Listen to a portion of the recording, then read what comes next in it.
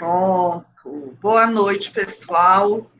Hoje é dia 9 de junho de 2021. Com muita alegria, nós estamos celebrando aqui esse reencontro e novos encontros. Esse é o webinário Minamazônia, Direito ao Desenvolvimento, Mineração e Objetivos do Desenvolvimento Sustentável.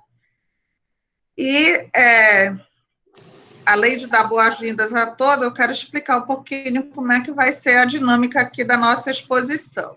Então, no primeiro momento, eu, professora Ana Elizabeth Reimão, a professora Luciana Fonseca, a professora Juliana Freitas, a professora Suzy Cury, a professora Natália, e logo mais a professora Lise vai entrar, a gente vai fazer aqui uma abertura, falar algumas questões relativas ao funcionamento do grupo de pesquisa e a nossa temática, direito ao desenvolvimento, mineração e objetivos do desenvolvimento sustentável. E depois dessa fala inicial, a gente vai apresentar o resultado de algumas das pesquisas, daquelas que são inéditas, em relação às nossas atividades do ano passado, porque, felizmente, esse grupo é muito profícuo, a fertilidade aqui e as parcerias e a produção aqui é muito intensa. Então, a gente vai apresentar hoje o resultado de 4 pesquisas. Uma do Guilherme Costa Soares, a outra do Jamerson Moraes, o André da Costa Ericeira, e a 4ª pesquisa numa parceria da professora Natália Simões Mendes com o Sandro Carmo Alves, vai encerrar essa segunda etapa do nosso encontro, que é a exposição. Então, a primeira etapa é essa abertura, onde todas nós vamos falar, depois os nossos resultados dessas 4 pesquisas, e no final, debates, comentários, com a participação de todos. E, mais uma vez, eu saúdo todo mundo e agradeço esse momento de alegria, confraternização, e esse momento acadêmico muito importante para todos nós. Quero convidar as minhas amigas professoras para também fazerem uma fala inicial aqui.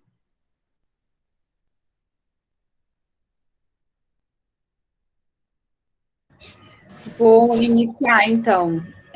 Boa noite a todos e a todas, com muito entusiasmo, e alegria também poder vê-los e poder reunir esse grupo que tanto me orgulha, e dizer que eu tenho muita esperança de que ano que vem a gente tenha mais atividades e, de preferência, presencial, e também agradecer a presença e agradecer também a dedicação dos nossos pesquisadores, e das nossas professoras também aqui, que tanto nos ajudam e fazem com que esse grupo siga em frente. Então, obrigada, gente. Bom, gente, esse primeiro semestre, de 2021, esse é o primeiro momento em que nós nos encontramos, assim, no novo pessoalmente, porém, era realmente parte do nosso planejamento utilizar esses meses agora de 2021 para finalização dos nossos artigos, que vão ser, o prazo final para entrega agora é final desse mês de junho, e nós, a partir daí, vamos preparar a edição dessa obra que vai reunir, na forma escrita, todas as pesquisas que nós realizamos aqui no grupo. Então, aparentemente, digamos assim, nós estamos com poucas inserções na internet, mas estamos trabalhando muito para que o fechamento dessa primeira fase do grupo seja muito bem sucedido, e eu espero que nesse lançamento todos nós estejamos pessoalmente, inclusive que o Cesupa pague um coquetel para nós. Natália. Legal ver você, gente. Quer falar, Juliana? Eu falo, amiga. Posso falar? Bom, eu também queria cumprimentar todos vocês, dizer que eu estou muito feliz, com muita saudade. Acho que esse grupo é um grupo muito, muito especial na vida de cada uma de nós, professoras, coordenadoras. Vocês deram muitos presentes para a gente ano passado. A gente está ajustando esses presentes, que são esses artigos, para que a gente tenha uma publicação do grupo, mas também, não vou dar spoiler, a gente também está cheio de novidades para esse ano, que vocês vão ver também daqui a pouco. Alguns alunos já estão trabalhando comigo em algumas novidades, né? Alguns direcionamentos de pesquisa novos, coisas interessantíssimas que a gente vai pesquisar no segundo semestre. Então, a gente está trabalhando para encerrar aquilo que vocês já produziram e também em qual vai ser a nossa proposta a partir do segundo semestre. Acho que vocês vão amar. Eu quero deixar vocês muito entusiasmados, porque a gente está muito animada, a gente já sabe da capacidade de produção de vocês, a gente sabe da qualidade técnica dos nossos alunos, vocês foram incríveis o ano passado, né? Esse ano a gente quer mais, então, dar um beijo, um abraço em cada um de vocês e dizer que esse ano também promete, 2022 mais ainda, que a professora Natália está cheia de novidades para 2022, né? Mas ainda em 2021, a gente vai ter aí o resultado das produções e também mais novidades para o próximo semestre. Um beijo em cada um de vocês, estava com muita saudade. Só um detalhe rapidinho. Eu queria parabenizar a Juliana, que a gente não teve oportunidade. Muitos alunos do grupo tiveram muito sucesso no começo desse ano, no final do ano passado, nos cursos de pós-graduação que fizeram. Então, a gente não teve ainda a oportunidade de parabenizar todos esses alunos, né? E se eu for nomear todos eles, pode ser que eu comece injustiça, mas eu já estou vendo o Sandro, ele vai expor hoje, já está integrando o NAIA, temos a Bruna, que também já está integrando, né, a pós-graduação do NAIA, e outros tantos alunos. Eu quero dizer para vocês que cada vitória de vocês é uma vitória para a gente também, a gente fica muito feliz, a gente se emociona com cada passo que vocês dão. Então, recebam nosso abraço, nosso parabéns, nosso orgulho por todas as vitórias. Eu estou esquecendo que muitos alunos conquistaram, tá, gente? Eu não queria nomear para não ser injusto, mas dizer que cada notícia que vocês dão para a gente, vocês não têm ideia da felicidade que a gente sente. Parabéns, alunos, parabéns, vocês são incríveis. Parabéns. Amores, boa noite. Primeiro, eu nem vou poder falar muito, porque eu estou há alguns dias já com uma gripe terrível. Fui tomar a vacina H1N1 e eu senti, né, o baque, e tudo bem, né, antes vacinada e gripada do que sem vacina, já ansiosa pela minha vacina do Covid, mas é um prazer enorme estar aqui, é um prazer enorme estar uma vez mais reunida com essas mulheres incríveis que fazem o Mina Amazônia, sob a coordenação da Beth, que é maravilhosa, uma potência de pesquisadora, saudades de todos, e é interessante a gente perceber o quanto que essa pesquisa vem se demonstrando para além, né, do espaço acadêmico, muito relevante, especialmente em tempos atuais, em que, acredito eu que vocês estão acompanhando, mais especificamente quem é da área de tributário, né, a Simone, a Lise,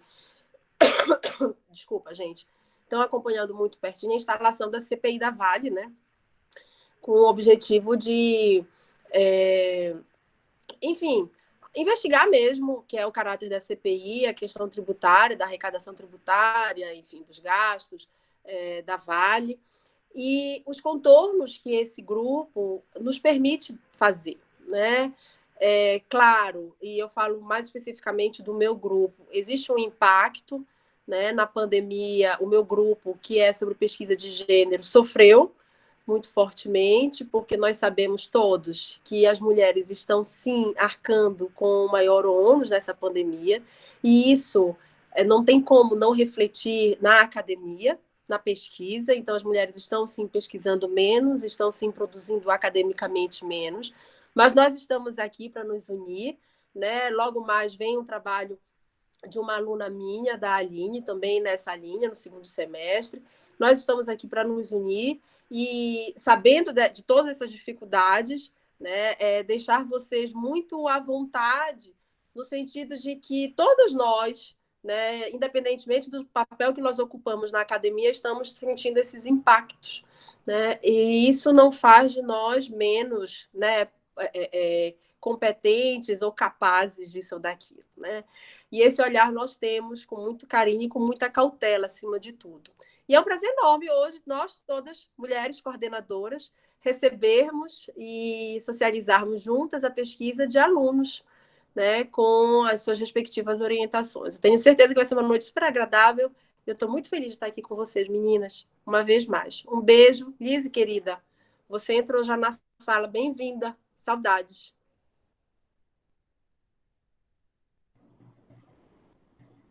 Boa noite, Lise.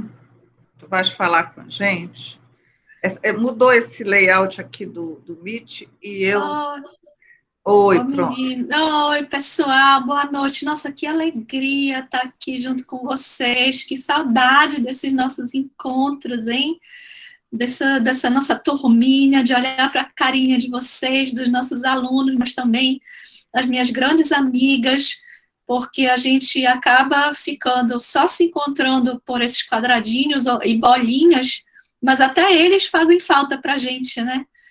Só que é verdade que desde o ano passado a gente vem vivenciando coisas também que são complexas, né? Esse nosso segundo momento de Covid, nós aqui dentro da nossa atividade acadêmica extremamente sobrecarregadas, extremamente cansadas, como vocês também, né? Nossos queridos alunos, muito cansados por já estarmos há mais de um ano dentro dessa situação que é esdrúxula para todos nós. Mas é muito bom quando a gente está aqui nesse momento. A gente fica assim cansado, né, do momento, mas quando a gente está aqui nesse momento, parece que as nossas energias assim se renovam, porque a gente lembra de quantas coisas boas a gente viveu com as discussões do Mina Amazônia em 2020, né? Quantos resultados maravilhosos nós tivemos desse grupo, que já foram elencados no pouquinho que eu vi ali pela professora Luciana, ou seja, com resultados fantásticos dos nossos alunos nas pós-graduações, tanto do CESUPA quanto da Federal, e as pesquisas hiper enriquecedoras, que já deram lugar a muitas publicações e já fizeram, assim, brotar muitas ideias e parcerias na gente. Então, esse momento, gente, é um momento, assim, de renovar, né, as nossas energias, quando a gente se encontra para tirar aquelas preocupações de lado e estar aqui para as nossas discussões. Então, eu queria, assim, agradecer de coração a vocês por compartilharem esse momento com a gente, agradecer às minhas amigas queridas do Mina Amazônia e agradecer a todos os nossos membros, né, que são nossos alunos, nossos pesquisadores, mas que dão a substância realmente, que é daquilo que a gente faz aqui. E demonstrar o quanto isso nos dá energia para continuar fazendo o que a gente está fazendo, né? Produzindo, desenvolvendo essa produção de conhecimento em relação à nossa região. A gente ampliou o objeto do Mina Amazônia, como eu cheguei um pouquinho atrasado, porque eu estava na minha aula do mestrado, peço desculpas, eu não sei se vocês já comentaram, ou se a Beth vai comentar, né? Eu vou deixar para a Beth comentar, mas a gente já ampliou o objeto do Mina Amazônia para a gente trabalhar de uma forma ampla os objetivos do desenvolvimento sustentável dentro da nossa região.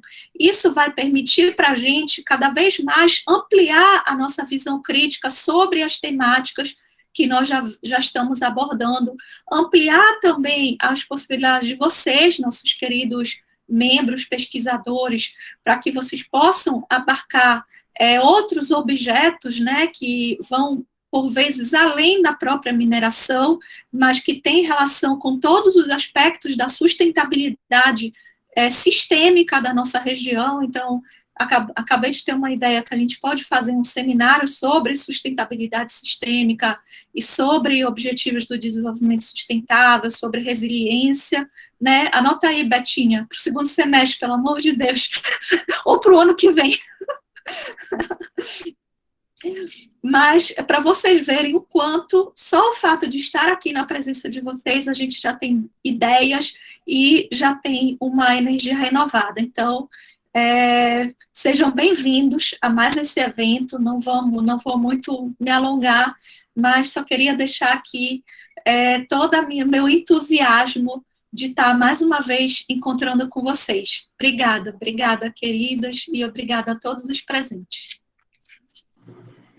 Bom, obrigada também a todo mundo. Reiterar todas as falas que nós ouvimos até agora, e também, como 2020 nós fizemos 13 encontros como esse, muita gente estranhou e ficou reclamando, mas porque nem sempre a gente aparece, né? A gente tem que aparecer quando a gente tem novidades como as que vão ser trazidas pelos nossos expositores dessa noite, a quem eu já quero imediatamente passar a palavra para a gente discutir nas diversas perspectivas o direito ao desenvolvimento, mineração e objetivo do desenvolvimento sustentável. Lembrando aquilo que já foi reforçado aí pela professora Lise, e que é a ampliação do nosso objeto de estudo para políticas públicas e objetivos do desenvolvimento sustentável na Amazônia, que, como também já foi falado ali, incorpora todas as discussões que já estão em andamento e traz também novos temas para serem discutidos em eventos que nós vamos promover no segundo semestre. Mas,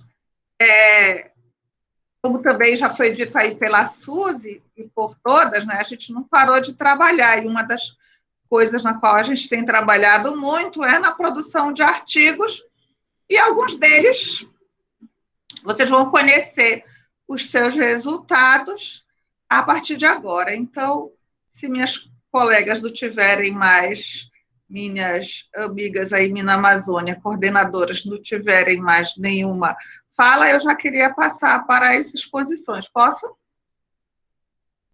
Então, pronto. Então, Guilherme Costa Soares vai apresentar a primeira das 4 pesquisas cujos resultados vão ser socializados aqui.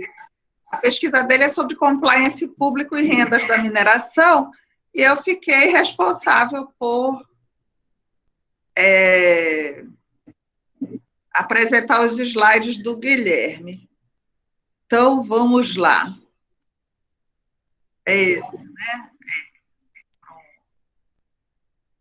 Isso. Boa noite, gente. Eu quero falar que é uma alegria muito grande receber esse convite de socializar minha pesquisa novamente com vocês, e especialmente porque essa pesquisa, esse ano, ela é um projeto de pesquisa do PIBICT, que me alegrou muito, e assim a gente pode aprofundar mais num tema que eu gosto, que é o de compliance, e agora trazendo para a esfera pública e relacionando também com a aplicação da CEFEM. Então, vamos iniciar. Pode passar, Beth. A pesquisa, o tema é compliance público e rendas da mineração. E eu trouxe aqui na introdução, para a gente entender um pouco, um conceito sobre o que é esse compliance. O compliance, ele é um termo originado do verbo inglês to comply, que significa obedecer, observar, cumprir o que é exigido e as coisas que são colocadas em práticas pela gestão privada. Por quê? O compliance, ele é principalmente colocado pela gestão privada, pelas grandes empresas, surgiu nos Estados Unidos, colocado em prática por essas empresas. Então, a gente tenta trazer, alguns pesquisadores já fazem isso, o compliance para a gestão pública. E a gente vai ver aqui, durante os slides, durante a nossa apresentação, como isso pode ser aplicado principalmente com as verbas vindas da mineração. Podemos passar. O objetivo aqui da nossa pesquisa é investigar como o compliance público pode auxiliar na aplicação da compensação financeira pela exploração de recursos minerais, a CEFEM, em municípios mineradores do Pará, conforme proposto em seu marco regulatório. E aqui no próximo slide, nós trazemos algumas legislações que são aplicadas aqui no Brasil acerca do compliance, que é a Convenção Interamericana contra a Corrupção, a Convenção da ONU contra a Corrupção de 2003 e a Portaria número 1089 de 2018 da Controladoria Geral da União. E essa portaria, ela é mais recente, e o Brasil trouxe ela por medo de correr o risco de não mais fazer parte do mercado internacional, por falta de uma normatização do programa de integridade. E aí a gente já pode notar o quão é importante, pouco falado hoje, mas importante a presença do compliance nesse meio da gestão pública, porque muitos países já adotam esse sistema e exigem dos outros países com que eles se relacionam que também tenham um sistema de integridade ativo e eficiente na sua gestão. E agora vamos passar para as partes dos nossos primeiros resultados desta pesquisa. Aqui a gente vai falar um pouco da Convenção das Nações Unidas contra a Corrupção de 2003, que ela pode ser apresentada como a gênese, como o início do compliance público, porque ela apresenta uma ideia clara de que os entes da administração devem assegurar à população a execução dos serviços e direitos que lhes são garantidos, como também a transparência e integridade em seus tratos com o erário. E também o Brasil, ele já tem, de uma certa forma, um microsistema normativo que se refere à integridade. Leis como lei de licitação e contratos administrativos, lei de improbidade administrativa, lei de lavagem de dinheiro, lei de conflito de interesse e lei anticorrupção. Entretanto, essas leis elas são voltadas mais por esse princípio mesmo da corrupção. Principalmente, a gente ouviu muito falar isso depois de operação como a Lava Jato, até mesmo desde o Mensalão a gente já escuta esses áreas acerca do compliance público. Só que, na verdade, a gente quer trazer aqui uma ideia de que o compliance ele é muito mais do que isso. Não se trata tão somente de um estudo, de uma procura de como derrubar, acabar de uma certa forma com a corrupção. E o que são esses programas de integridade? Eles são um conjunto estruturado de medidas institucionais voltadas para a prevenção, detecção, punição e remediação de fraudes e atos de corrupção em apoio à boa governança e riscos para a integridade. E esses riscos, eles não se findam tão somente na questão financeira, operacional, mas, na verdade, ele tem algo muito fundamental para a administração pública, que se trata da questão da imagem da administração. A administração pública tem que passar uma imagem, ela tem que passar uma credibilidade. E, atualmente, através de governos que a gente tem visto hoje em dia, de certa forma, está derrubando essa imagem da administração. O povo brasileiro, muitas vezes, não tem mais fé na administração pública, no que a administração pública pode fazer. E esses perigos, a não mitigação desses perigos, ele coloca em xeque o valor da credibilidade, que deve ser o desiderato dos governos e dos entes. E aqui eu trouxe alguns dados também, que para a gente perceber como não se trata tão somente de corrupção. Conforme essa estimativa da ONU, a corrupção custa anualmente aproximadamente 200 bilhões de reais ao Brasil. Isso é a corrupção. Já o Banco Interamericano de Desenvolvimento aponta que os cofres públicos brasileiros perdem anualmente 68 bilhões de dólares em gastos ineficientes. Hoje eu fiz essa conversão e deu algo aproximado a 355 milhões de reais. Isso hoje, o dólar está a 5 e alguma coisa. Então, a gente já pode ver como o que nós chamamos de duplo E da administração, que é a eficiência e a ética, ela não está sendo buscada como ela deveria, com a devida intensidade. Então, a gente pode falar muito de corrupção, combate à corrupção, que é importante, mas a gente também não está olhando para o lado dos gastos ineficientes, que é aí que a gente entra com toda a situação da necessidade do compliance público, também nos gastos ineficientes, principalmente no que diz respeito aos gastos com a CEFEM. Como gastar a CEFEM? Podemos continuar? Isso. E, dessa forma, para a gente buscar uma melhor aplicação dos recursos públicos e da boa governança, a gente olhou com alguns pilares do compliance que podem ser aplicados na gestão pública. Aqui a gente traz mapeamento de risco, due diligence, que seria uma investigação com a finalidade de conhecer melhor a determinada instituição com que o poder público vai se relacionar. Isso é colocado também na questão de licitações. Eu abro o processo licitatório, eu vou fechar um acordo com uma empresa. Eu preciso conhecer essa empresa, eu preciso avaliar os riscos, eu preciso saber com quem eu estou me associando. Isso é imprescindível para a administração pública, já que ela não pode se relacionar com qualquer empresa ou com empresas que estão sob qualquer tipo de suspeição. Responsabilização daqueles gestores, daquelas pessoas que, de alguma forma, infringem os princípios do compliance, os princípios da administração pública. E também a gente traz o background checks, que seria também uma espécie de consulta. Só que ela é um pouco mais profunda, porque ela busca analisar, fazer uma comparação da renda declarada, daquela pessoa, daquela empresa, ver quanto ela tem, quanto ela declara, se faz sentido aquele valor para ela. Mas tudo isso, ela vem falar, vem trazer para nós uma ideia de com quem nós estamos relacionando, com quem o poder público está se relacionando. E o Brasil não é um caso totalmente perdido em relação à compliance. Nós temos aqui alguns exemplos de compliance de estados que aplicam compliance. E aqui nós temos Espírito Santo, Distrito Federal, Mato Grosso do Sul, Mato Grosso, Paraná, Santa Catarina, Minas Gerais.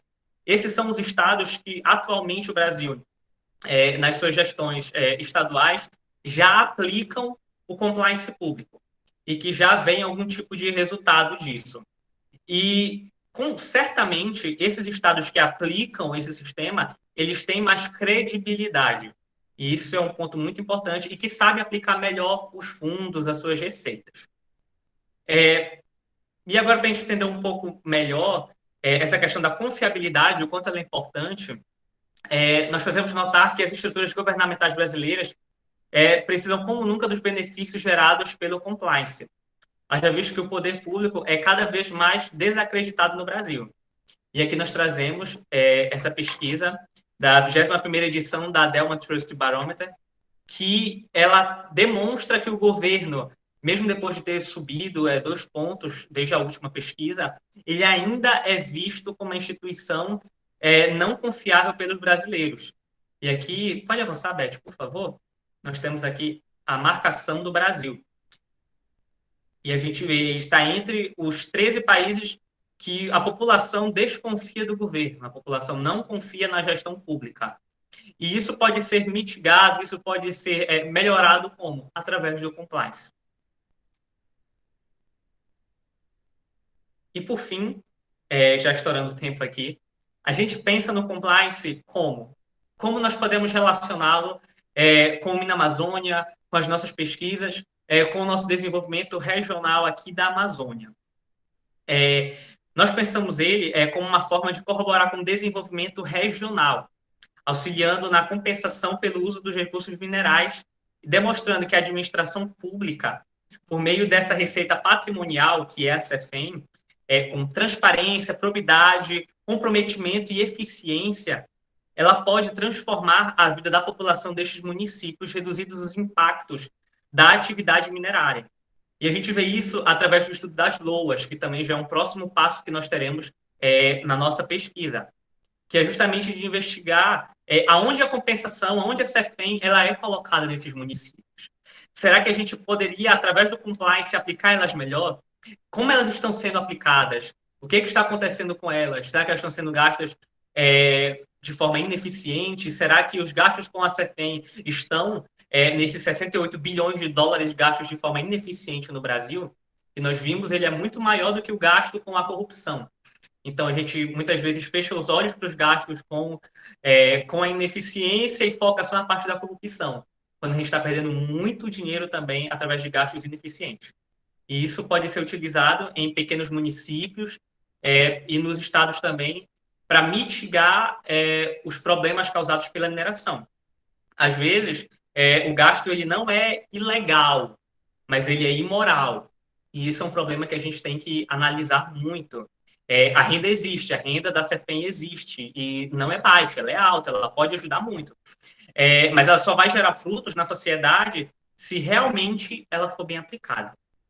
E assim eu encerro minha apresentação e, novamente, agradeço a oportunidade de apresentá-la para este grupo que eu amo muito, que é o Mina Amazônia. Muito obrigado, gente.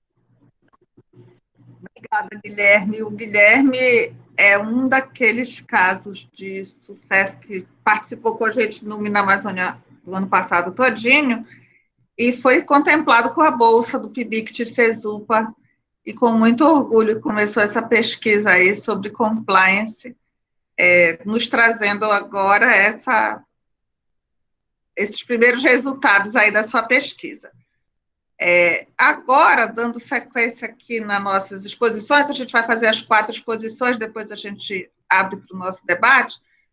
Jamerson do Nascimento Moraes, a CEFEM e as receitas correntes nos municípios de Canaã dos Carajás, Marabá e Paraopebas. Boa noite. Boa noite, Jamerson. Vocês me ouvem bem? Sim. Bom, boa noite a todos, a todas. Eu só quero combinar contigo, tu vais apresentar teus slides aí, né? Pra gente. Posso apresentar. Ótimo. Deixa eu colocar logo aqui. Então, perfeito.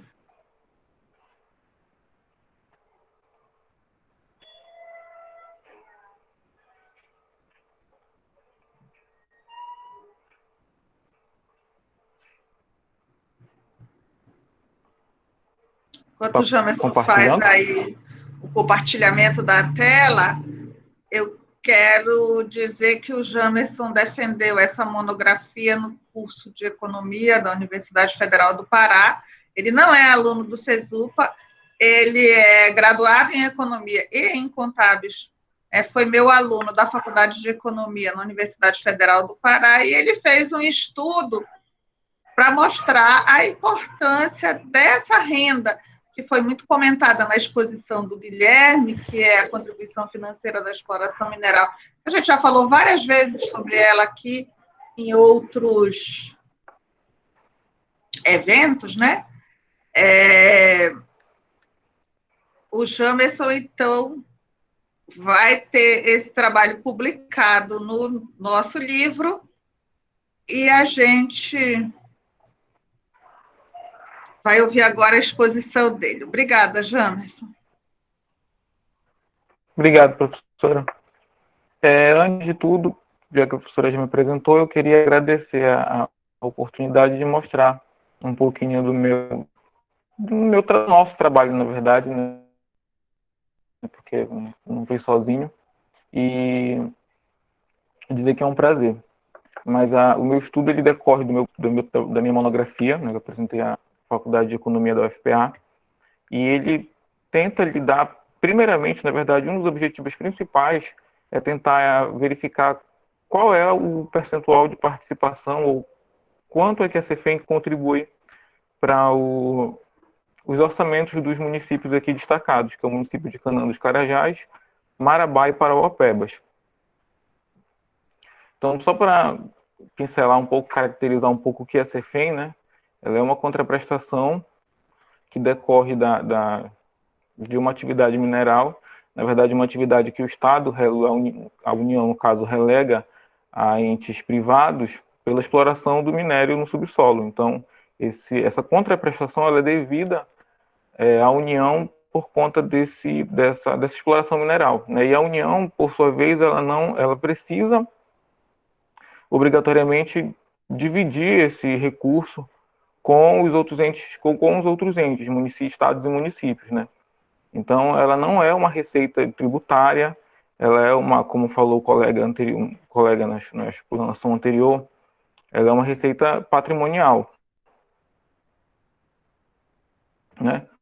A CEFEM, ela chama atenção, a gente vai ver aqui mais para frente, ela chama a atenção pelo o tamanho da participação nas receitas orçárias desses municípios e pelo fato de ser uma receita que é finita, né?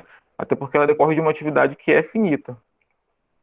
Então é interessante, na verdade chama a atenção, é interessante que a gente procure estudar, verificar, entender como é que esse orçamento, como é que essa receita, na verdade, ela está contribuindo para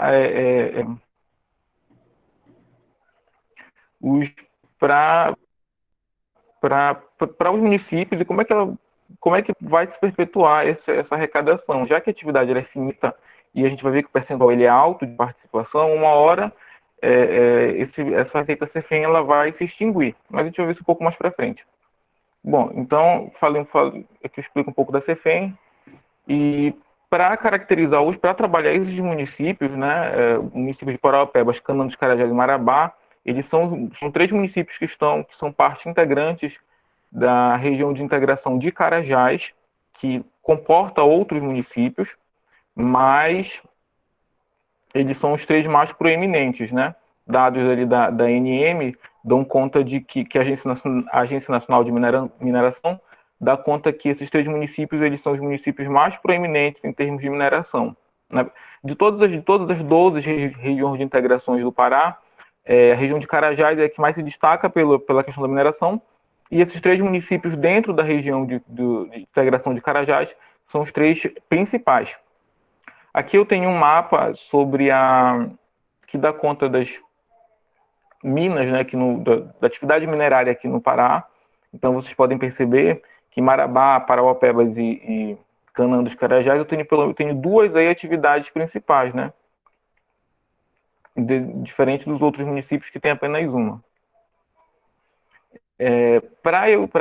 Falando do recolhimento da CEFEM, né, montante de recolhimento para valores correntes aí do 2013 a 2019, esses 3 municípios também são os 3 municípios que mais se destacam com o recolhimento, né? Na figura 1, eu tenho 5 municípios aqui do estado do Pará, são os 3 trabalhados, mais Oriximiná e Paragominas, mas essas terceira e quarta posição, ao longo da série histórica, ela se alterna. Os 3, mais uma vez, são os 3 que mais se destacam. Já a tabela 1 eu mostro, só para caracterizar e continuar reforçando o porquê da escolha desses 3 municípios, eu tenho os principais projetos minerais dessas regiões, né? E desde 85 eu tenho exploração de minério em Parauapebas e Marabá, e mais recente, agora em 2004, em Canaã dos Carajás, né? Tudo isso serviu como base para que nós escolhêssemos, na verdade, esses 3 municípios para trabalhar.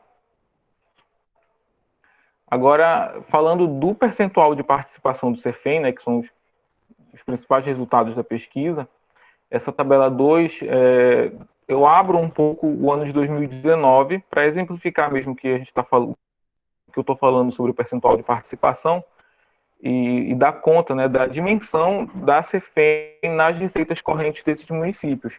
Então, Canaã dos Carajás tem 63% das suas receitas correntes sendo oriundas de CEFEM, Parauapebas quase 40%, e Marabá é menor o percentual de participação, mas Marabá ele tem um caso de inversão de lógica. Acho que eu vou conseguir mostrar um pouco mais para frente, que ao passo que as receitas de CEFEM, elas, em termos de participação, elas vão aumentando ao longo da série histórica nas receitas correntes, os percentuais de receita tributária, que são aquelas receitas advindas principalmente da cobrança de imposto no município, e também dá um pouco do entendimento da atividade econômica nesse município, elas vão diminuindo ao longo da série histórica. Essa figura, essa figura 2, eu estou tentando mostrar para vocês sobre o percentual de receita corrente e cota-parte CEFEM ao longo dos anos de 2013 e 2019. Então, a partir de 2019, a partir do ano de 2017, na verdade, a cota-parte CEFEM ela tem uma participação assim extraordinária dentro das receitas correntes. Porque a receita corrente, a cota-parte CEFEM, para esses municípios, ela é uma transferência. E as transferências, elas figuram como principal receita desses municípios. E a cota-parte CEFEM é a que mais se destaca, dentre as outras transferências que são devidas a esses municípios, como o Fundo Municipal de FPE, que é o Fundo Municipal para Transferência, Fundeb e tal. Mas a receita CEFEM é a que mais se destaca. Vale dizer que em 2017 houve uma mudança na legislação que verifica, normatiza a questão do CEFEM, e a base de cálculo da alíquota mudou. O que antes incidia sobre a receita líquida, agora incide sobre a receita bruta, né? Então, daí também decorre o aumento de participação e o aumento, na verdade, de volume de transferência para esses municípios. E aqui é a mesma relação, só que receita tributária, que eu estava dizendo para vocês, o que acontece em Marabá acontece em Canaã dos Carajás, há uma diminuição da participação das receitas tributárias, que são as receitas principalmente de imposto, que decorre da atividade econômica do município, e é um percentual bem pequeno de participação.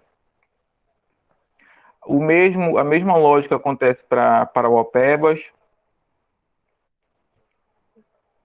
e para Marabá. Só que Marabá tem a questão de ser um pouco menor a participação da CEFEM, só que tem essa inversão de lógica aí das receitas tributárias, né?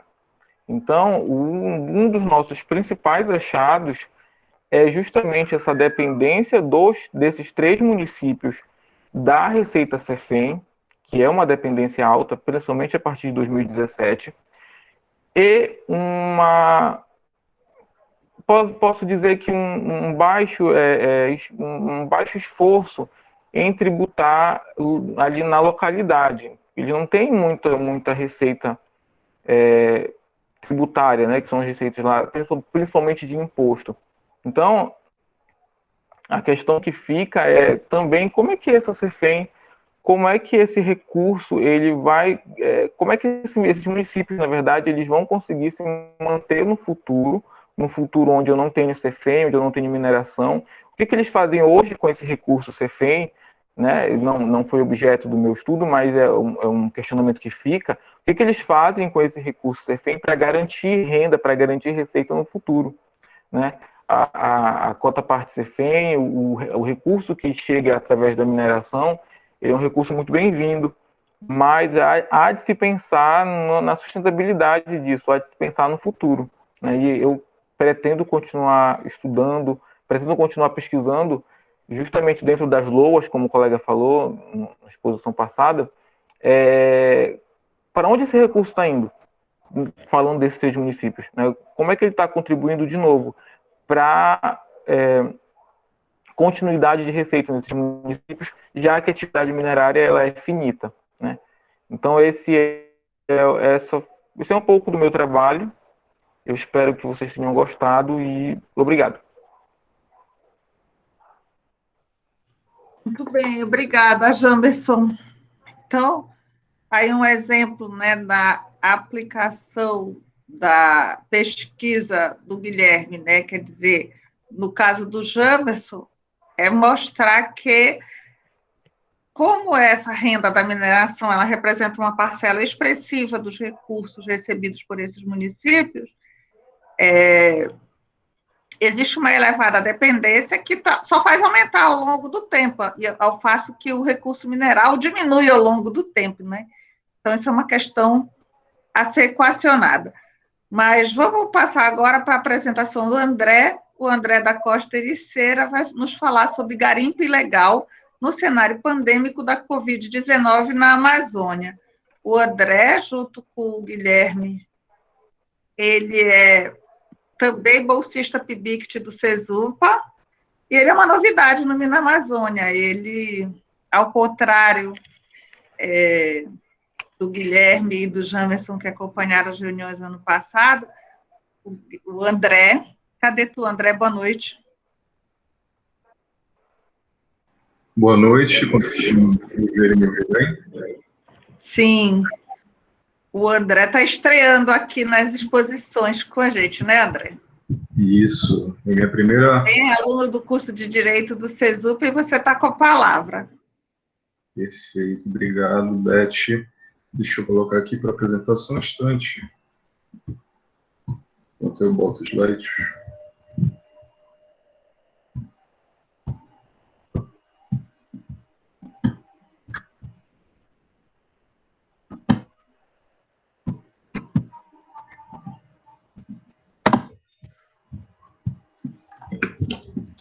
Deixa eu ver se eu consigo aqui.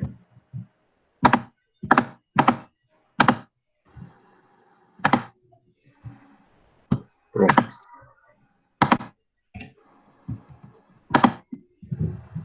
Acredito que já esteja transmitindo para vocês. Estamos vendo. Falta só colocar naquele modo. Aqui. Pronto. Bom, darei início à minha apresentação agora. Como já fui muito bem apresentado pela Beth, eu me chamo André da Costa Ericeira, sou graduando e bolsista PIBICT do CESUPA, orientando da Beth, e eu vou fazer aqui uma pequena explanação sobre o meu projeto de pesquisa do PIBICT, que trata, de maneira geral, sobre a questão do garimpo legal no cenário pandêmico da Covid-19 no cenário amazônico. A minha pesquisa, ela tem como objetivo principal analisar tanto os impactos que esse garimpo causou, principalmente nas terras indígenas, que foi o enfoque da minha pesquisa, tanto quanto o impacto também da atuação, no caso, dos agentes que estão combatendo esse tipo de ilícito. Dando início aqui à minha explanação, eu vou começar fazendo algumas pequenas breves conceituações sobre... E André? Oi? Bota naquele modo apresentação para o slide ficar enorme. Para ele ficar maior, aliás.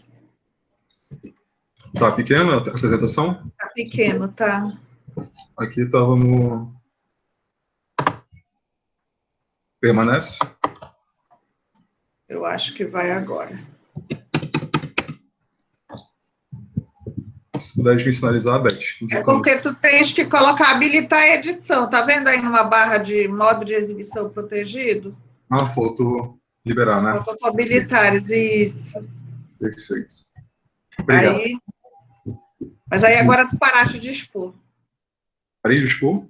Paraste. No Google Meet não tá nos mostrando o teu slide. Só um momento, então. Agora vai. Pronto. Pode me sinalizar, Beth, se já voltou ao normal? Sim, tá no slide 1 já, garimpos. Perfeito. No item 1. Dando continuidade, então, eu começo fazendo uma breve consideração sobre a questão dos garimpos. A atividade do garimpo no cenário nacional, ela é permitida. Contudo, é necessário que, para tanto, o indivíduo faça o requerimento de uma PLG, uma permissão para a lavra garimpeira. Isso se deve ao fato de que, desde a promulgação da Constituição Federal de 1988, todo o subsolo nacional é patrimônio da União. Portanto, é necessário que você faça esse requerimento para poder usufruir desses bens. Bom, na atualidade, mesmo com um processo facilitado para fazer tal exploração, nos últimos anos houve uma crescente considerável, tanto da exploração legal quanto da ilegal. Esse dado eu tiro, por exemplo, da Rede Amazônica de Informação Socioambiental Georreferenciada, que é essa sigla aqui, RAISG, que indica que de 2018 até 2020 houve um aumento de aproximadamente 60% dos pontos de garimpo legal na Amazônia legal, que no caso é a nossa Amazônia pertencente ao Brasil. Para demonstrar melhor o porquê disso, trago aqui, primeiramente, um dado estatístico aqui, ou melhor, uma projeção mostrando, na última década, como foi, em cada ano, que aconteceu essa permissão, o pedido para a permissão, melhor dizendo. Aqui a gente pode observar que, na última década, somente 2 anos se pediram, teve tantos pedidos para a lavra garimpeira, quanto aconteceu no ano passado. Sendo que o último, 2017, por exemplo, foi num contexto de uma explosão pela procura do ferro no cenário internacional, diferentemente do que aconteceu agora em 2020, que foi justamente pela questão do ouro, o garimpo da vez, que teve a sua busca, a sua demanda, justamente pela crise financeira internacional vivenciada pela pandemia do Covid, e a busca por um meio mais seguro, que no caso, muitos escolheram pelo ouro, como esse meio de guardar suas finanças num momento tão de tanta incerteza. Dando continuidade, a gente pode observar também que nesse mesmo período da crescente pela permissão da lavra garimpeira no Brasil, também houve uma perceptiva crescente no valor do ouro. A gente pode observar aqui que de 2019, anterior à Covid, até o período em que ela já estava afetando o cenário internacional, houve mais do que uma duplicação em seu valor. Agora, antes de fazer a análise sobre a questão dos impactos do garimpo ilegal, eu vou adentrar brevemente na questão das áreas protegidas, por ser de extrema relevância nessa pesquisa como um todo. As áreas protegidas no Brasil, tanto em questão de quantidade quanto em questão de área, estão, em sua grande maioria, dentro do Sistema Nacional de Unidades de Conservação, o SNUC. E elas têm duas divisões, tanto as áreas de produção integral quanto de produção parcial. Sendo a de proteção integral a que tem a maior quantidade dentre todas, e que nela é permitido apenas o seu uso indireto, por meio tanto de turismo quanto de exploração científica e coisas que não causam impacto tão grande assim. Em contrapartida, as terras indígenas, escopo da minha pesquisa, estão fora desse sistema. E nestas é onde tem a maior relevância, o maior impacto. E por que disso? Porque, diferentemente das áreas que estão dentro do sistema do SNUC, as terras indígenas, elas possuem, além da problemática do dano ambiental, uma questão também sociocultural envolvendo nestas, visto que o impacto não atinge somente o ambiente, mas atinge também os habitantes daquele ambiente, no caso, a população indígena, causando diversos danos que trataremos melhor agora. Aqui eu trouxe uma pequena imagem que trata sobre toda a questão do território amazônico, que está nesse contorno. A gente pode observar que aqui, que é um dos pontos onde há a maior concentração de pontos vermelhos, vale ressaltar, cada ponto vermelho desse daqui simboliza um ponto de garimpo ilegal no mapa. Uma das maiores concentrações está justamente aqui, no oeste do Pará, na região onde se encontra uma das terras indígenas que eu analiso no meu projeto, que é a terra indígena Munduruku, que se encontra aproximadamente nesse território aqui, onde é um dos maiores enfoques de garimpo ilegal em toda a Amazônia.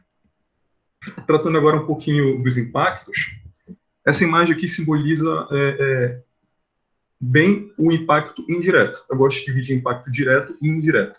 O impacto indireto eu trato da forma seguinte. A gente observa aqui dois tipos.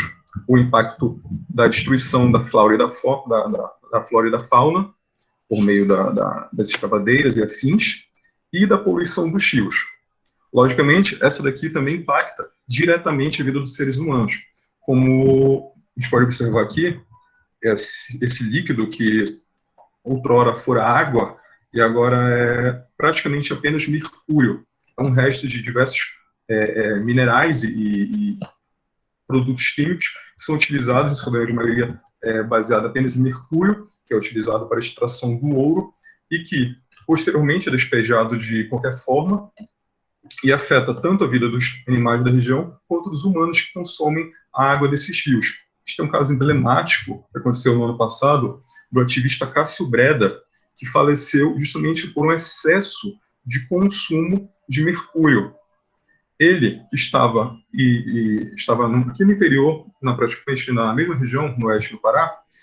Ele trabalhava, vivenciava essa questão desse ambiente das terras protegidas, principalmente das áreas indígenas. E, por viver nesse ambiente e consumir muito das águas dos rios, ele acabou falecendo justamente graças a essa contaminação. E agora, devido ao tempo, eu vou passar logo para o próximo tópico, que é a questão do impacto direto, que é, como a gente pode observar na imagem, o conflito entre os garimpeiros e a população indígena. Aqui a gente observa uma imagem, também no Pará, onde garimpeiros atacaram uma aldeia indígena, graças a divergências quanto a planejamento e atuação na área, que no caso é indevida, né? Partindo agora já para a questão do combate ao garimpo, destaco que, no meu ponto de vista, na minha percepção, o principal agente nesse combate é o Ministério Público Federal. E por que eu digo isso? Digo isso embasado na ação civil pública que lhes demonstro aqui. Nessa ação civil pública, o Ministério Público Federal, ele incita, ele chama os órgãos que, teoricamente, deveriam fazer a proteção tanto da região quanto dos seus indivíduos, no caso, IBAMA, FUNAI, e a própria União, a agir e combater os avanços que foram detectados nos últimos anos nas áreas indígenas, principalmente na região do Oeste Paraense, como já lhe indiquei, da terra indígena Munduruku. Para agravar ainda mais a situação, no caso de uma não atuação desses órgãos quanto à sua obrigação, há também a denúncia nessa ação civil pública de que o coordenador-geral da FUNAI estava abertamente declarando apoio aos garimpeiros que estavam atuando na região, indicando, inclusive, que já passou da hora de que essas áreas devem ser exploradas também pelos garimpeiros, e que ele faria o possível para, assim, ajudá-los. Além de, claro, diversas outras denúncias, trago essa porque, no meu ponto de vista, mais emblemática, justamente por ser um coordenador de uma das instituições que deveria estar ali na frente do debate e da defesa, tanto do direito quanto da própria vida desses indígenas que estão ali também sofrendo. Além disso, além da questão da própria exploração de sua terra e da devastação, é bom ressaltar também a questão da Covid, porque o indígena, enquanto ele está ali fechado na sua aldeia, ele não tem contato com o vírus. Agora, com a invasão e o contato com o garimpeiro, há uma proliferação absurda, como tiveram diversas denúncias, até mesmo nas terras Yanomami, que tiveram um grande enfoque nacional, porque teve uma pandemia própria deles, praticamente, de Covid, graças a essas invasões e esses contatos com os garimpeiros. Já partindo agora para as minhas considerações finais, da minha breve análise aqui, novamente, eu ressalto 3 pontos até o presente momento da minha análise. Primeiro é que as terras indígenas nunca foram tão ameaçadas na história recente. Isso eu justifico por quê?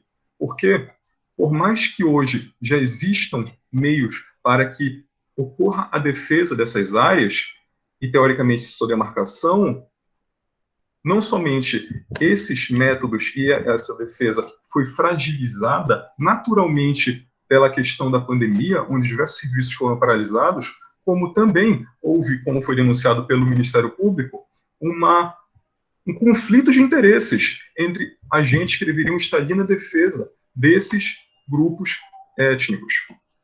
Portanto, é necessário aumentar o vigor e o rigor na fiscalização, não somente dessas áreas, mas também, e eu destaco principalmente, dentro dos próprios órgãos, para que os fiscais, que outrora deveriam estar ali fazendo a proteção tanto da área quanto dos indivíduos, não se comprometam e não cedam benefícios para fins ilícitos, como vem sendo demonstrado não somente pela denúncia do Ministério Público Federal, que é a que embasa com maior veracidade dos fatos, pelas provas abarcadas, mas também pela questão de diversas outras denúncias de delegados, de policiais, de políticos regionais que estão envolvidos nessa questão.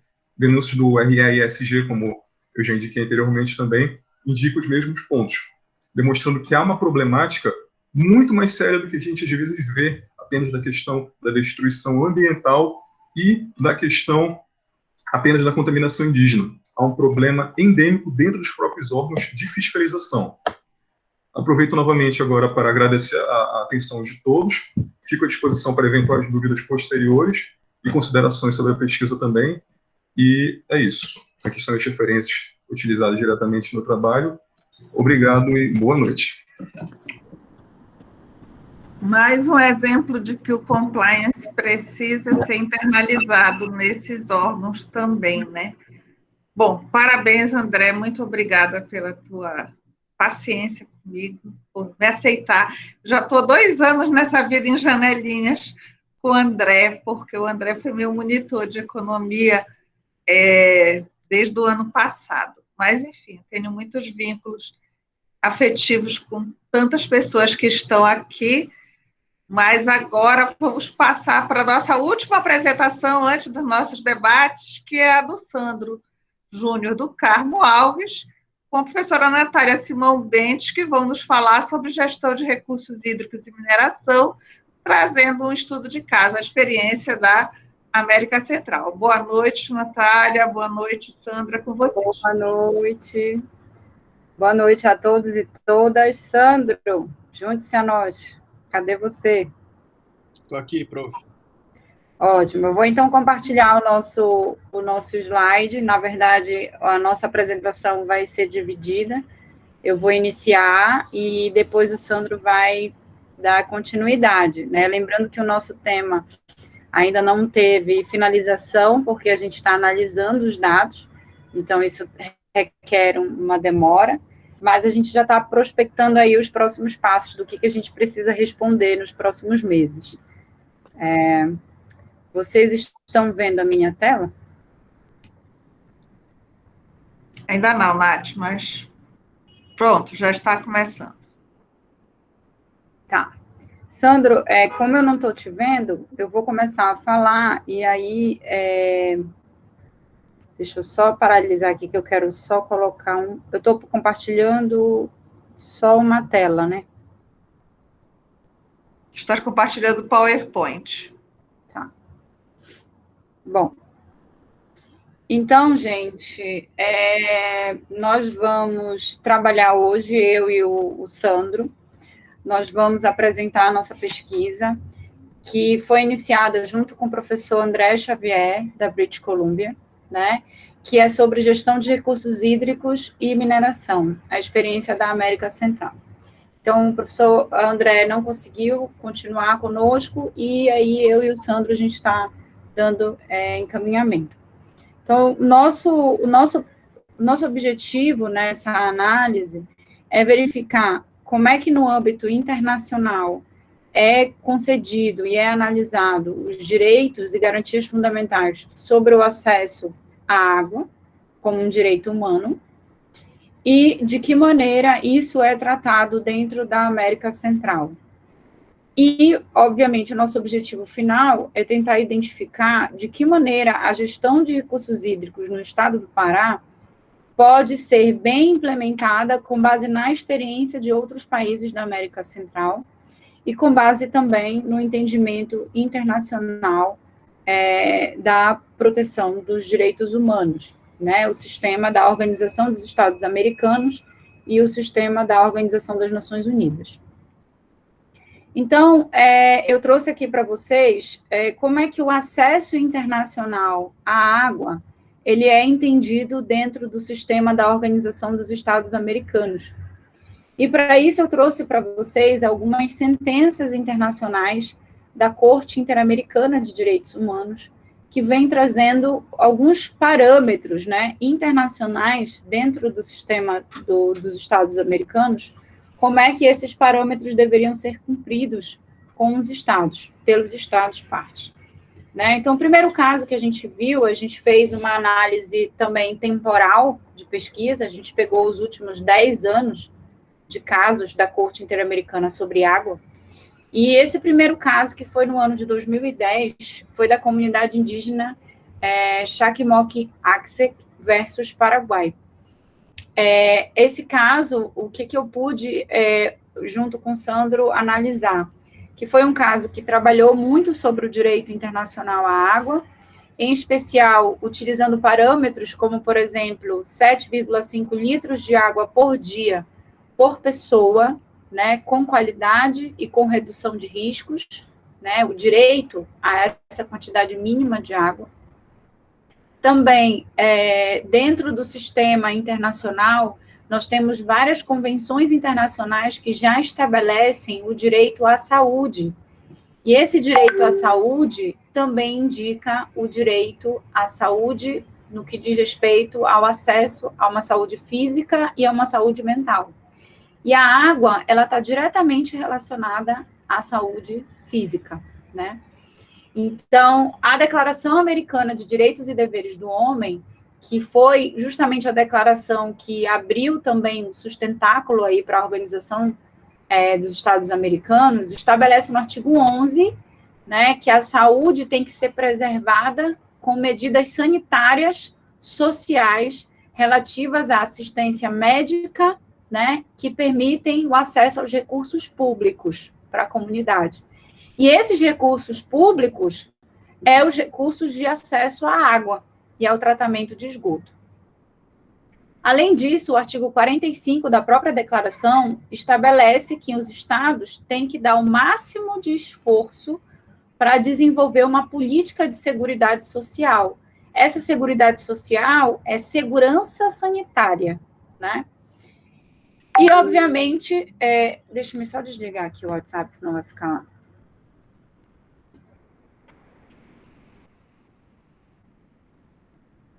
Ok. E o artigo 10 da Convenção também estabelece, dentro do Protocolo de São Salvador, que é um protocolo adicional à Convenção Americana de Direitos Humanos, inclui, né, que as pessoas eles têm direito à saúde, entendida a saúde como um bem-estar físico, mental e social, né? E que a saúde é um bem público. E a água estaria diretamente relacionada a esse acesso à saúde dos povos indígenas e das comunidades em geral. Além disso, outro caso também, no ano de 2015, que é o caso dos povos Calimã e Locono versus Suriname, foi um caso também que tratou diretamente o direito à vida e o direito à água, né, com base no artigo 11 e no artigo 4º do Protocolo de São Salvador, né? Então, a água é um direito humano essencial e está relacionado diretamente com o direito à vida, né, previsto no artigo 4º do Protocolo de São Salvador. E nessa mesma sentença, eles aplicam a opinião consultiva da Corte Interamericana solicitada pela Colômbia no ano de 2016, e foi publicado em 2017. E nessa opinião consultiva, ela trata o direito ao meio ambiente e à saúde do ser humano como uma norma inegociável, né? E exerce um controle de convencionalidade, indicando que os estados partes da organização precisam adequar sua legislação interna ao entendimento internacional sobre proteção do meio ambiente. E entra também a questão da água, né? Além disso, o último caso que a gente pegou como parâmetro foi o da comunidade da Associação Laca Ronô versus Argentina, que foi no ano de 2020, né? E eles fortalecem a ideia de que o direito à água está protegido no artigo 26 da Convenção Americana, que diz que os Estados-partes comprometem-se a adotar providências, tanto no âmbito interno como no âmbito internacional, né, especialmente econômica e técnica, né, conseguir progressivamente, né, o cumprimento dos direitos sociais, econômicos, de cultura, de educação, na medida dos recursos disponíveis. E o direito à água, ele está relacionado tanto ao direito de vida, de sobrevivência, como também a participação da vida cultural. O que isso quer dizer? Quer dizer que os povos indígenas têm uma relação com a água a tal ponto que eles devem ter participação na gestão dos recursos hídricos. Então, diante de todo o avanço da mineração, a gente está descumprindo, né, entendimento internacional no sentido de qualquer gestão de recursos hídricos dentro de uma propriedade indígena ou gestão de recursos hídricos que vai impactar aquela comunidade, está impactando a vida cultural deles e está impactando o seu direito à vida também, né? E também eles remontam à Declaração Universal dos Direitos Humanos lá de 1948, né? Que trabalha também como um direito à vida em um nível adequado. E a água está diretamente relacionada a isso, né? Junto com o Pacto de Direitos Econômicos, Sociais e Culturais de 1966 da ONU. Então, quer dizer, desde 1948, eu já tenho a previsão do direito à vida e que indiretamente está relacionado ao acesso à água, né? De maneira universal. E esse parâmetro, para eu finalizar a nossa primeira parte aqui da apresentação, o Comitê de Direitos Econômicos, Sociais e Culturais da ONU já tem ratificado que todos os serviços de instalação de saúde devem cumprir os requisitos previstos na orientação de número 15 do Comitê de Direitos Sociais, Econômicos e Culturais da ONU, que é justamente a disponibilidade da água, né? O que seria essa disponibilidade? É justamente ela estar em uma quantidade suficiente para as pessoas, né? Para que realmente elas tenham uma qualidade, né? O requisito B, que é a acessibilidade, ele está relacionado ao fácil acesso, né? E o fácil acesso significa não discriminar quem são as populações que terão esse acesso, ou seja, se da periferia, ou se é indígena, ou se é da área urbana, ou da área rural, não tem que ter discriminação. O acesso, ele é para todos, né? Além disso, deve-se ter uma acessibilidade física. O que isso quer dizer?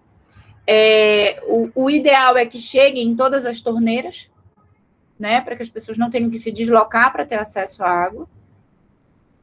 E acessibilidade econômica, que é o pagamento da água ser um pagamento módico, ou seja, ser no sentido de não onerar, né, a vida e não onerar aquelas pessoas que têm uma condição financeira menos favorável. Além disso, o inciso 4º fala sobre o acesso à informação. O que isso quer dizer? Que na gestão de recursos hídricos, as pessoas que vão ser diretamente impactadas com a atividade mineradora, por exemplo, elas precisam ter acesso à informação de como isso vai acontecer, elas precisam ter, conforme a letra C e D, né, elas precisam, além dessa informação, elas precisam também aceitar a qualidade, aceitar essa forma de informação e essa forma de retorno da comunidade, e, ao mesmo tempo, ela precisa aceitar na quantidade e na qualidade disponível a essa população. Então, na verdade, eu trouxe para vocês aqui tópicos específicos dessa orientação do Comitê de Direitos Econômicos, Sociais e Culturais da ONU, porque está no nosso artigo, e ela vem descrevendo cada um desses elementos, né, que é de obrigação de todos os estados da América Central, do mundo todo, porque é uma orientação da ONU, de um órgão da ONU, e, obviamente, foi ventilado nessa sentença de 2020, justamente por conta do impacto, né, do impacto da violação do direito ambiental dentro da comunidade indígena na Argentina. Então, a partir desse momento, a gente consegue ter um parâmetro, um standard, né, internacional de proteção da água, e aí agora o Sandro vai apresentar como é que essa gestão de recursos hídricos acontece em cada um dos países da América Central. Claro que ele vai pincelar, né, porque a gente está fazendo uma análise de cada um dos estados. Pode seguir, Sandro. Então, gente, como a professora Natália disse, existem vários parâmetros, né, sobre a gestão da água internacionalmente, né? Então, será que esses países da América Central elas estão cumprindo ou não com esses parâmetros? Então, esse que é um dos objetivos dessa análise, né, da legislação interna de alguns países da América Central. Na minha apresentação, eu vou treinar um pouco do nosso inglês e do nosso espanhol, porque eu vou falar de algumas leis específicas principais deles, né? Lá em Belize, que é um país bem pequenininho, perto do México, eles têm como a principal norma o Environmental Protection Act, que é de 92, e essa legislação, né, ela dispõe sobre a preservação, sobre a proteção e a melhoria do meio ambiente, e também o uso racional dos recursos naturais, e o controle da poluição, entre outras providências. Nessa legislação, eles não falam especificamente sobre mineração e água, né? Eles dão só uns parâmetros bem gerais. o National Lands Act, que é de 92, esse marco legal, né, ele versa sobre as terras, né, e é garantido a conservação da mata ciliar, que é muito importante para a preservação dos riachos, dos rios, de qualquer recurso hídrico, né. E também esse marco legal, ele dispõe sobre a preservação de áreas próximas ao mar, como baías, riachos e qualquer recurso hídrico que tenha um fluxo da maré. Uma outra legislação interessante, outra norma, é o Water Industry Act. Parece, né, falando assim, que é uma legislação que vai tratar sobre o uso da água das indústrias, mas não. Ela trata sobre a regulação da prestação de serviços de água lá em Belize, não fala sobre como empresas mineradoras, por exemplo, têm que utilizar a água. Nós também temos o Water Resource Management Act, que dispõe sobre a administração dos recursos hídricos em Belize, é uma norma já mais voltada para a administração pública, sobre o uso da água, sobre o controle, sobre a proteção de águas subterrâneas, além da perfuração de poços de águas. Nós também temos uma legislação que tentou fazer uma integração, né, da administração pública, que é o National Integrated Water Resources Act, que versa sobre gestão, né? Foi uma tentativa de uma administração pública mais centrada, mas só que não deu certo. Segundo alguns autores que eu vi, nada mudou em relação à gestão da água em Belize. Ela continua sendo descentralizada e existe pouca participação popular nessa gestão de recursos hídricos. Lembrando que muitos desses países da América Central, eles vivem uma realidade de estresse hídrico, né? Então é muito importante ter uma legislação bem efetiva. Na Costa Rica, aí a gente já muda a nossa cabeça para pensar em espanhol. Nós temos a Lei das Águas, lei de Águas, né, que é uma das normas mais antigas sobre esse tema de água na América Central. Porém, existem várias outras normas, né, que outorgam poderes a diversas instituições lá da Costa Rica para a gestão das águas.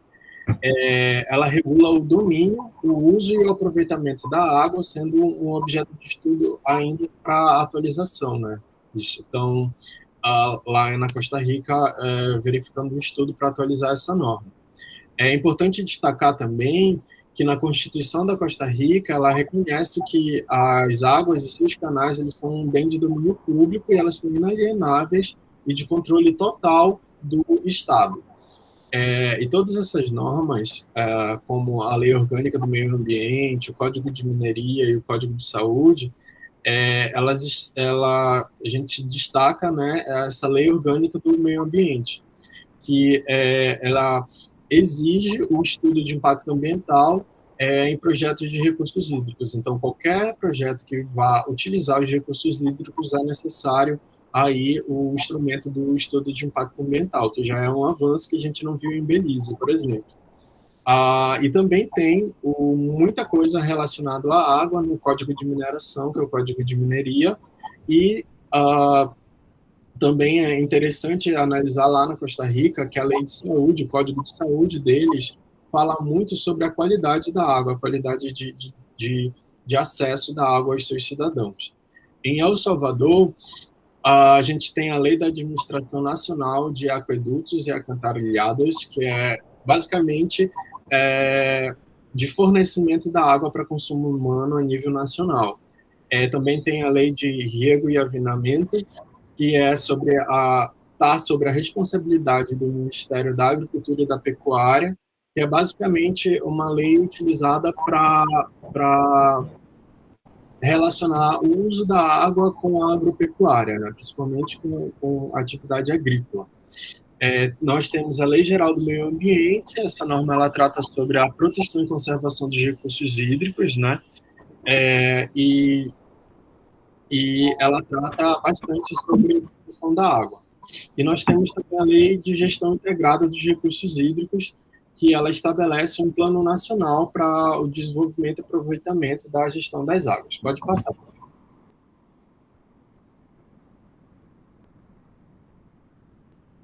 Pode Passou? Passar. Agora sim. Na Guatemala, Nós temos a Constituição da Guatemala, o Código Civil, o Código Municipal, lá também tem uma lei de mineração específica para tratar sobre água e mineração, e a lei de proteção e do melhoramento do meio ambiente, né? Existem várias outras normas na Guatemala, na verdade, que tratam sobre água. Eu contei mais de 50, mas só que eu separei essas aí que são as mais específicas por elas tratarem de uma tentativa de centralização da gestão das águas, né? Por exemplo, o Código Civil, ele estabelece algumas regras, né, sobre o uso das águas por civis, né, pela atividade privada. Em Honduras, nós temos a Lei Geral das Águas, a Lei de Florestas, de Áreas Protegidas e Vidas Silvestres, a Lei Geral do Meio Ambiente, o Código de Saúde e a Lei de Aproveitamento de Águas Nacionais. Eu destaco principalmente a Lei Geral das Águas e a Lei Florestal de Áreas Protegidas e Vidas Silvestres, porque elas foram um avanço muito importante, porque elas tentam colocar, né, uma gestão participativa da população, né? Inclusive, lá em Honduras, eles têm os comitês de bacias hidrográficas também, que é uma tentativa, né, de descentralização da gestão pública, né, dos recursos hídricos, que foi prevista nessa Lei Geral de Águas e também na Lei Florestal de Áreas Protegidas e Vida Silvestre. Pode passar, professora. Na Nicarágua e no Panamá foram os dois últimos países da nossa pesquisa, que também é muito importante, porque eu acho que na Nicarágua, foi na Nicarágua que também eles têm muitos problemas de conflito por acesso à água lá na Nicarágua. Então, como existe um movimento social muito forte lá, também houve grandes conquistas sociais em relação à gestão das águas. Lá eles têm uma lei específica só para falar dos comitês de água potável e saneamento, que é muito importante, a Nicarágua, né, ela se coloca aí no cenário internacional como um destaque, porque tem uma lei específica sobre o estabelecimento desses comitês de água potável, né? E também eles tratam, na lei de delitos contra o meio ambiente, dos recursos naturais, sobre atividades que podem impactar o meio ambiente, que podem impactar a água e a gestão, né? Também trata sobre a exploração mineral. No Panamá, eles não dão nomes para as leis, né? Eles só dão números, que é bem diferente. A Lei 37 fala da reforma agrária, a 35 regulamenta o uso das águas por atividades de particulares, de mineração, ou qualquer outra exploração, como agropecuária, e fala que as águas elas são de domínio público. A 44 é muito interessante também, porque fala sobre o manejo, a proteção e a conservação das bacias hidrográficas. Mas só que na Lei 34 eles não estabelecem nenhum aspecto muito social de gestão compartilhada dos recursos hídricos. A Lei 41 é a Lei Geral do Meio Ambiente, então ela dispõe coisas bem bacanas também sobre a proteção dos recursos hídricos, também fala sobre mineração, e, por fim, a Lei 69, e ela cria um programa de incentivo à proteção e conservação de florestas, de bosques, dos recursos hídricos. Eu achei muito bacana essa iniciativa lá do Panamá. E é basicamente isso, essa coleta de dados inicial nossa. Bom, então, o que a gente está propondo, né, nos próximos passos aqui da nossa pesquisa, no caso minha, do Sandro e do professor André, que é utilizar essas legislações da América Central, o entendimento do sistema internacional de proteção dos direitos humanos e o acesso à água, e o que isso pode contribuir na gestão de recursos hídricos na Amazônia. Em especial, né, a bacia hidrográfica de Marapanim, que foi a última bacia criada, a primeira, né, criada no estado do Pará, mas que não tem um comitê específico de gestão de recursos hídricos efetivo. Foi criado, mas o que a gente quer é propor uma gestão, né, mais inclusiva, mais participativa, e utilizar a América Central, né, obviamente, utilizar o que é de bom, né, e o entendimento internacional para ser usado também aqui no estado do Pará. E é isso, gente. Muito obrigada. Obrigada, Sandro. Bom, muito obrigada. Eu passo, então, a palavra aqui para os nossos professores, se quiserem fazer alguma consideração. Eu quero apenas agradecer as provocações das exposições do Guilherme, do Jamerson, do André, da Natália com o Sandro, que são exemplos, né, da discussão do direito ao desenvolvimento e da questão dos objetivos do desenvolvimento sustentável trazidas aqui pelo Minamazônia. Então, a palavra está com vocês, professoras. Bom, eu vou, então, começar falando que eu amei os trabalhos, eu queria dar para vocês meu parabéns, se eu pudesse, eu ia aí, abraçava vocês. Guilherme, adorei o trabalho de compliance, me interessa muito. Na verdade, eu vou explorar muito vocês para uma série de outras pesquisas. Estou muito feliz com a apresentação que vocês fizeram. Acho que o Minamazônia está num nível de qualidade de pesquisa muito grande, porque todos vocês estão trabalhando com produção de dados, vocês estão criando a informação, trazendo a informação para a gente. O que vocês expuseram aqui eu não sabia, então vocês contribuem muito. Eu queria agradecer, primeiramente, né? Em relação a essa última pesquisa, que é da Natália com o Sandro, eu acho que não vai caber num artigo, Natália, acho que tem que ser publicado um livro.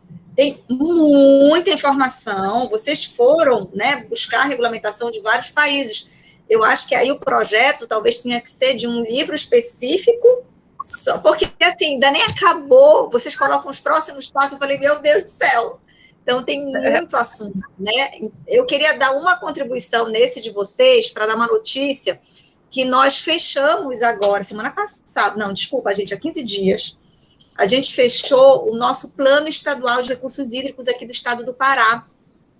E esse plano estadual de recursos hídricos, ele está disponível, a legislação está toda disponível, ela vai tratar muito de comunidades indígenas, Sandro, Natália. Eu não sei se vale a pena, eu acho que eu vou compartilhar a tela para mostrar alguns links para vocês acessarem toda a documentação organizada, tanto de gestão, quanto das audiências públicas. A Natália, que estava, né, bem voltada, conversando comigo sobre essa questão da participação, eles disponibilizaram no site de forma muito organizada, gente, as filmagens, as atas, tudo o que aconteceu para chegar até aqui. Eu vou mandar para a gente depois o link, Lu. Pode mandar depois para mim o link. Aqui no chat para todo mundo. O que vocês acham? Eu vou botar aqui no chat para vocês, e aí vocês podem acessar, né, os nossos alunos que estão assistindo, porque, assim, tem muita coisa para pesquisar nisso, gente. Olha, o plano tem mais de 150 páginas, tá? E agora, assim, tem muita coisa para vocês trabalharem dentro desse tema, tá? Não só a participação, mas gestão. Nossa, eu vi vocês falando, e cada assunto que vocês falavam, eu falava, pensava assim, meu Deus, se encaixa em tal lugar, se encaixa em tal lugar, porque é uma nova política, né? Então, como é uma nova política, a gente tem muita coisa para trabalhar. Eu vou fazer o seguinte, eu vou Sandra, só... Sandra, já pode pensar no livro do ano que vem, Sandra. Sim. Muita coisa, ano, né? E os outros estão assistindo. Esse ano, eu e o Sandro, a gente vai publicar 2 livros, né, Sandra? Pela clínica. Lá, né? Já está no terceiro. Eu tô te cobrando já, né, filho? Gente, me digam se vocês conseguem ver a minha tela aqui do Sistema Estadual de Informações sobre Recursos Hídricos. Conseguem ver? Fantástico. Aqui nesse link que eu vou deixar para vocês, vocês têm. Conseguem ver? Sim. Tá, é porque eu não consigo ver vocês agora. Então, vocês percebam que aqui está tudo organizado. Olha, regulação, planejamento, aqui são os planos que eu vou explicar para vocês. Instituição, quem são os conselhos, o Conselho de Recursos Hídricos e Mudança Climática, que agora ele trata das duas coisas, a base hidrográfica estadual, o balanço, olha só. Quando vocês forem clicando em cada um desses que interessar, o que estiverem tratando na hora, Eu vou trabalhar aqui, olha, temos a regulação, tá bom? Eu vou trabalhar aqui com planejamento. Então, eu vou clicar aqui no Saiba Mais sobre Planejamento. Aí vocês podem ver que abre uma nova tela e ele vai me levar para o Plano Estadual de Recursos Hídricos, tá bom? Quando vocês forem clicando, deixa eu ver, vocês vão entrar nesse link que eu vou disponibilizar para vocês. Esse link é incrível, gente. Esse link trata de tudo do Plano Estadual de Recursos Hídricos, para vocês entenderem como cada coisa foi feita, tá? Eu gosto muito aqui. Ele tem o plano, o contexto. Eu vou clicar aqui em consultas públicas, Natália. Nos consultas públicas, vocês vão ver também, olha, como é que foi feito, aonde foi feito, tem um resumo. E aqui, Natália, para a pesquisa de vocês é muito bom, tem a linha do tempo. Vocês for clicar aqui em produtos, aí vocês vão ver tudo que foi entregue pela consultoria contratada, olha só, o contrato que foi firmado, termos de referência, a entrega do produto 1, 2, 3, tem uma linha do tempo. Olha aqui todas as consultas, Natália. Aí vocês vão baixando o download para ver a consulta de Altamira, de Santarém, de Marabá, de Belém, como tudo foi feito. Não é um material incrível? Está muito organizado, não está? Vocês podem acessar tudo isso aqui, olha, nos links que eu vou deixar aí no grupo da gente, aqui no chat, olha, tá bom? Olha a Evelyn aqui. Evelyn, de olho, por favor. Aqui, por exemplo, gente, já é o plano, que é o produto final, que é o plano consolidado. Se vocês forem colocar aqui a palavra indígena, vocês vão ver que ela aparece mais de 30 vezes, tá? Tem um capítulo específico. Enfim, eu queria só disponibilizar isso para vocês, porque é um material muito legal, tá todo organizadinho, para a gente trabalhar com esses dados e fazer as comparações, não é? Fazer as relações que vocês já fizeram, e aí eu acho que pode interessar tanto para a Natália e o Sandro, como a pesquisa dos nossos outros queridos. Então, eu vou só parar aqui a apresentação e vou botar os links aqui no chat, não é bom? Obrigada, Lu. Muito obrigada, vai nos ajudar muito, né, Evelyn, né, Sandra? Tem muita novidade. Obrigada, muito obrigada. Aqui. Obrigado, professora.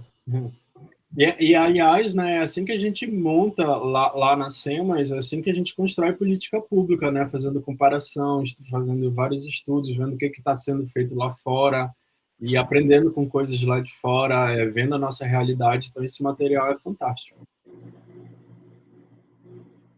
Muito bem. Tem na nossa audiência, eu pedi aí, o Gabriel pediu para falar, então depois que vocês falarem aí, eu quero só dizer que eu estou escrevendo aqui no chat, estou tentando ver quem que está inscrito aqui para falar, mas só tem o Gabriel. Suzy e Juliana, vocês vão fazer alguma...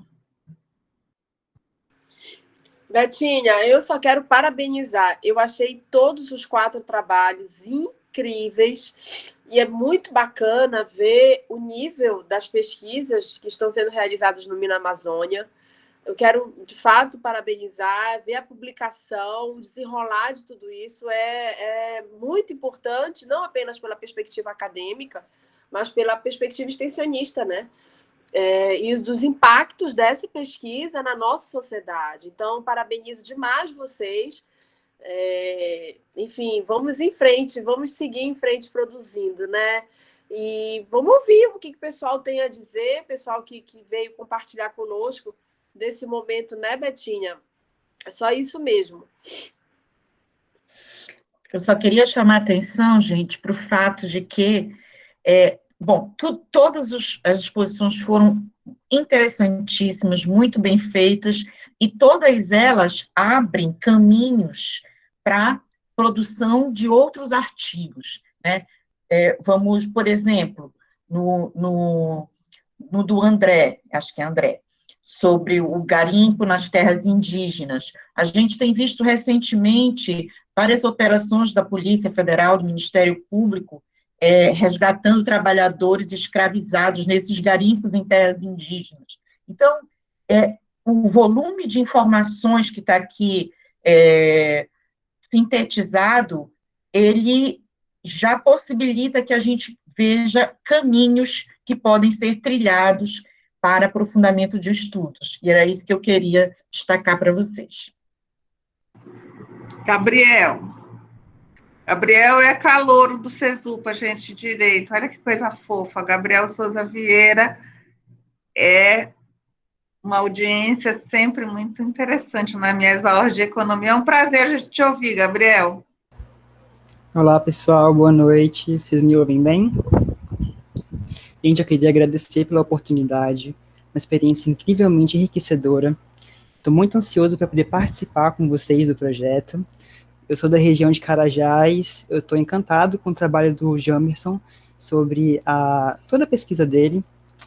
Muito obrigado, viu? Muito bom. Muito bem. Falar, vivendo aí a realidade. Aliás, o Gabriel é um dos que tirou, aspas, proveito do ensino remoto, assim, dessa situação, né? Porque ele não precisou sair da casa dele, né? Por enquanto, né, Gabriel? Mas assim que aquelas novidades que a professora Natália estava falando para a gente aqui no começo da reunião forem implantadas e a nossa vida for voltando, aspas, ao normal, porque não vai voltar, né, Natália? Vai ser tudo diferente e melhor, que é o que o Cesupa está prometendo para o segundo semestre e também está prometendo para 2022, né? Então, a presença do Gabriel e dos nossos alunos calouros e de novos membros é super, hiper bem importante e recebida aqui. A Simone, nossa veterana, ex-aluna do PPGD Cesupa, agora atual aluna do doutorado da universidade, está aí falando, parabenizando. Alguém quer fazer alguma consideração aí na nossa audiência? Eu quero contar uma novidade. Quarta-feira que vem, eu vou mandar depois para vocês nessa lista de e-mails que a Júlia, aliás, eu quero agradecer muito, gente. É importantíssimo dizer que esse seminário não existiria se não fosse a coordenação da Júlia, que assumiu toda a parte do gerenciamento, tanto da divulgação, quanto dos links de inscrição, emissão de certificados. Nós temos a Júlia Mauriticuri, ela era uma das pessoas que poderia ter exposto aqui, mas como nós estamos na Universidade Federal encerrando o semestre, como também no Cesupa, a Júlia está sem tempo para nada, mas sem tempo para nada, a Júlia é maravilhosa, amamos muito você, diz aí a Luciana. As palavras da Luciana são minhas, são nossas também. E a Júlia, ela é estudante do curso de administração, é responsável pelas nossas redes sociais e também já fez um monte de trabalhos e exposições. Ela pediu, por favor, Beth, me libera dessa aqui, eu não dou mais conta. Mas nós temos muitas outras coisas, por exemplo, nós temos um trabalho que poderia ter sido exposto hoje, mas ele vai ser exposto quarta-feira. Vou disponibilizar depois para vocês o link, quem quiser participar, o racismo à brasileira, uma discussão sobre o mercado de trabalho na mineração. É uma discussão de raça para mostrar que esse tema ele pode envolver tanto a perspectiva, né, quando a gente fala de objetivos do desenvolvimento sustentável de políticas públicas, a gente pode envolver a questão das terras indígenas, como foi no trabalho do André, pode falar de administração pública, como foi no trabalho do Jamerson e no trabalho do Guilherme, mas também pode, como no trabalho do Ney, o Ney está aí, né? Cadê o Ney? Ele já quer se esconder, porque ele não quer que eu fale para vocês não irem assistir a defesa dele, mas tu te lascaste, daí que eu vou divulgar. Mas, enfim, é só para convidar vocês, mas eu não vou falar não, a Bruna quer participar aqui. Bruna? Boa noite, gente. Na verdade, eu queria fazer só uma consideração mesmo em relação ao trabalho do André. Primeiramente, eu amei muito, acho que a professora Luciana já sabe disso.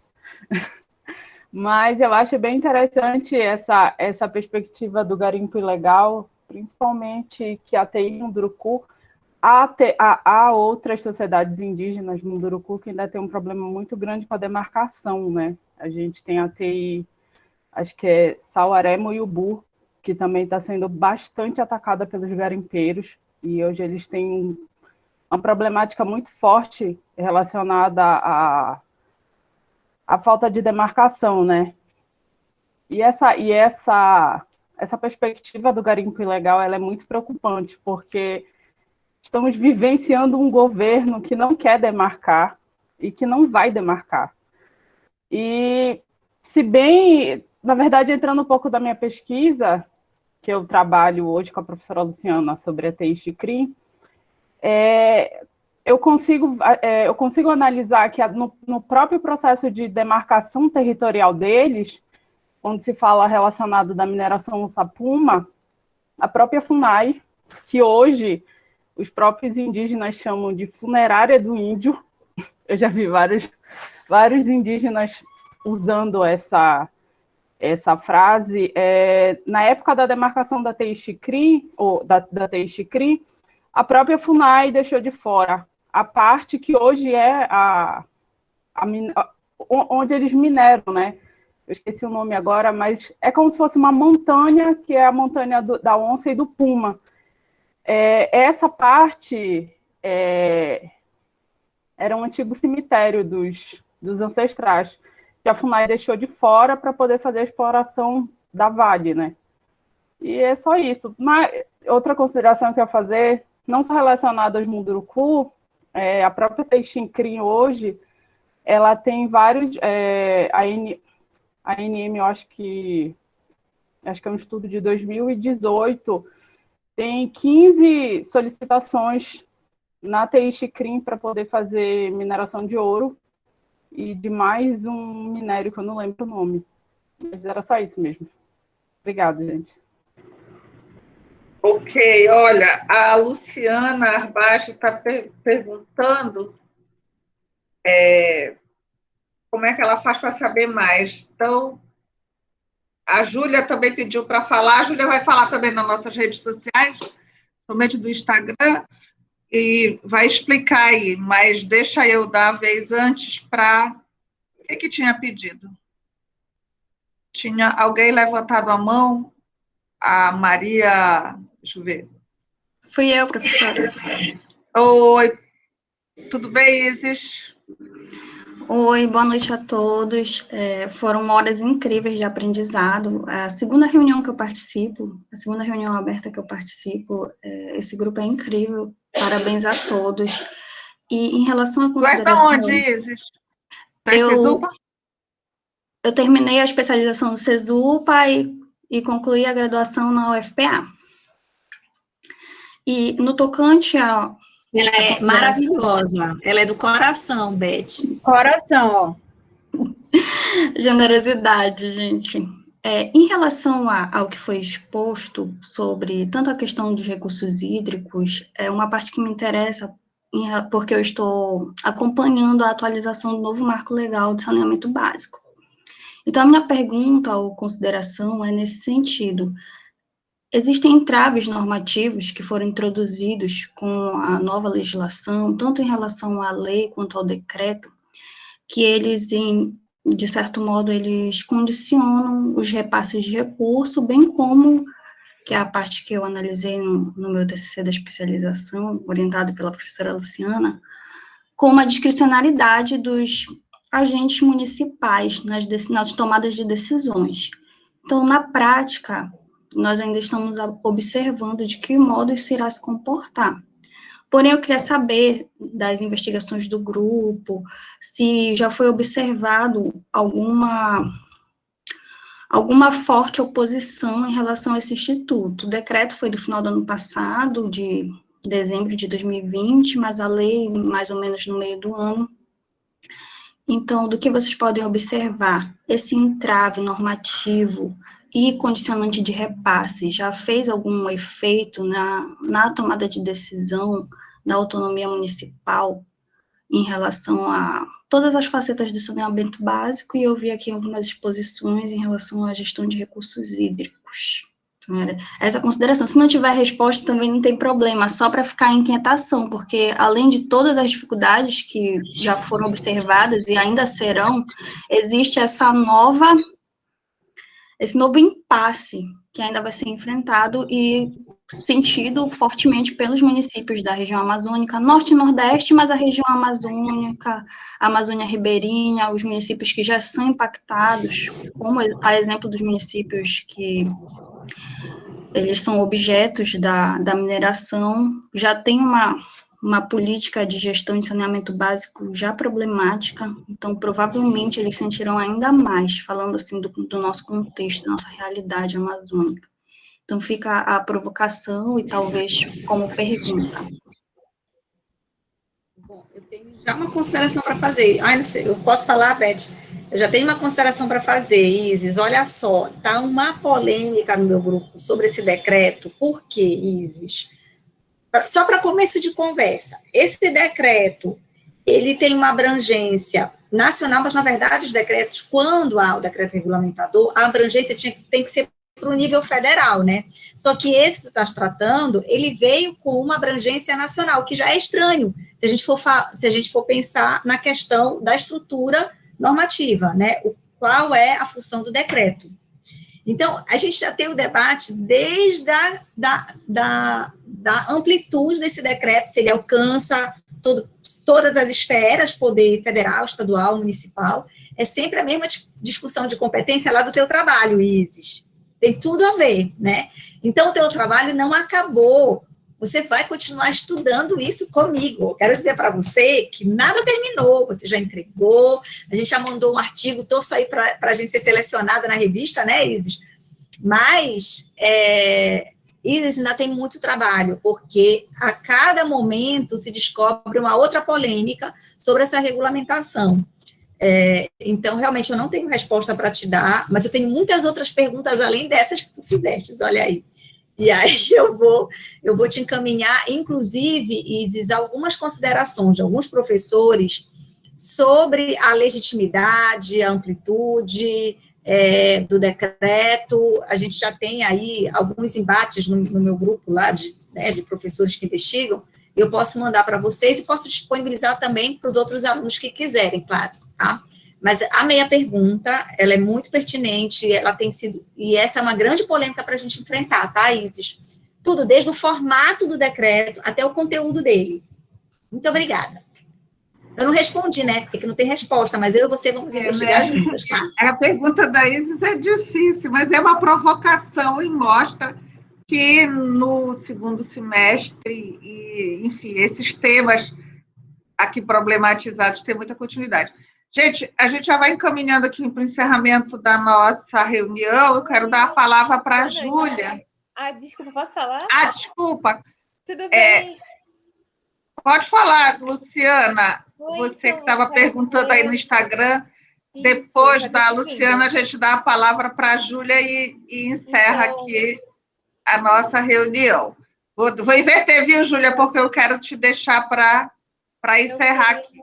Bem-vinda, Luciana. Obrigada. Queria agradecer pelas palestras, que foi muito... Eu achei a mais interessante para mim, não que vocês não tenham sido, mas, assim, eu gostei da que falava sobre a Nicarágua, porque essa parte de país, eu estudo relações internacionais, eu me formo no meio do ano que vem, já estou formada, e eu achei muito legal, muito interessante.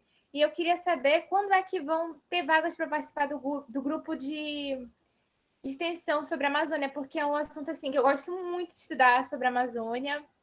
E é isso, espero que eu entre futuramente. Muito obrigada. Boa noite. Vou deixar com a Natália essa resposta. Luciana, eu acho que tu podes aí me ajudar demasiadamente nos próximos meses. A gente vai fazer uma nova chamada, né? Eu acredito, Beth. Mas, de toda forma, quem puder sempre somar e para contribuir, em especial você, que já vai se formar, acho que vale muito a pena, porque o meu objetivo aqui com os alunos é tentar investigar outros países que tenham tido boas experiências, para que a gente possa trazer o que há de bom para cá, né? Então, você tem um contato aí de nós todas pelo Mina Amazônia, pelo grupo lá do Instagram. Então, é só entrar em contato que a gente já alinha aí a atividade. Eu descobri que ia ter uma palestra hoje por causa de um post nos stories, acho que foi do WhatsApp, de uma amiga minha que faz direito no Cesupa.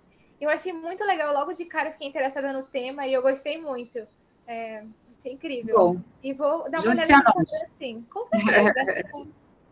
Um beijo, Luciana. Muito bem. E sempre lembrando que no final do ano, mais ou menos em outubro, novembro, né, Natália, o CESUPA sempre abre as inscrições para iniciação científica, né? Então, projetos podem ser apresentados nessas linhas de pesquisa do Mina Amazônia, como foi o caso do André Ericeira, como foi o caso do Guilherme, que expuseram hoje aqui. Então, fica também para os alunos do CESUPA esse convite institucional de participarem dos editais que são lançados no final do ano, que não é o teu caso, né, Luciana? Porque Sim, tu pode... Porque esse ano eu estou fazendo meu TCC, e eu vou ter que apresentar ou em dezembro ou em janeiro, a gente ainda não sabe. Lá na UNAMA teve um atraso, porque um professor faleceu de Covid, fiquei muito triste. Mas é isso. Espero que dê tudo bem. Meu TCC vai falar sobre a Amazônia. Perfeito. Seja muito bem-vinda. Vamos ouvir Júlia, querida, saudades. Eu falo com a Júlia todos os dias, eu não vejo a Júlia há 2 anos. Não, há 1 ano. É verdade. Tem bastante tempo. A última vez foi no CESUPA, lá no auditório. Olha o tempo. Gente, boa noite. Eu só gostaria de dar um aviso. Esse webinário tem certificado, então, os participantes que estão aqui, eu já fiz um credenciamento. O certificado deve sair até sexta-feira. Se você não receber o seu certificado até sexta-feira, pode entrar em contato pelas mensagens do Instagram ou pelo e-mail que também está lá no perfil do Instagram. O perfil é Mina Amazônia. Só Mina Amazônia, só procurar lá que vocês vão achar. Tá bom? Só isso eu aviso.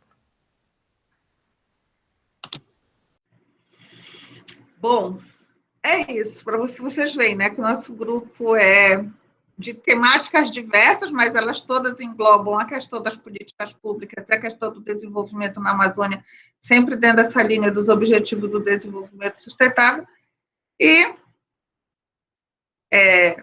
se alguém quiser ainda fazer algum encerramento, eu estou muito feliz e fica o convite para seguir o nosso Instagram e saberem as novidades a partir de agosto, porque agora não é que a gente vai parar de trabalhar, não. Vocês não têm noção do quanto que a gente trabalha para estar aqui e fazer essas programações. É que a gente acostumou mal, porque a gente fez 13 encontros em 2020, então foi uma loucura, mas uma loucura do bem, e ainda bem que tem um monte de gente com a gente. E muito obrigada a todo mundo. Boa noite. Boa noite, gente. Boa noite. Boa noite, obrigada. Boa noite, gente. Obrigado. Boa noite todo mundo. Boa noite, queridos. Saúde para todo mundo. Saúde para todo mundo.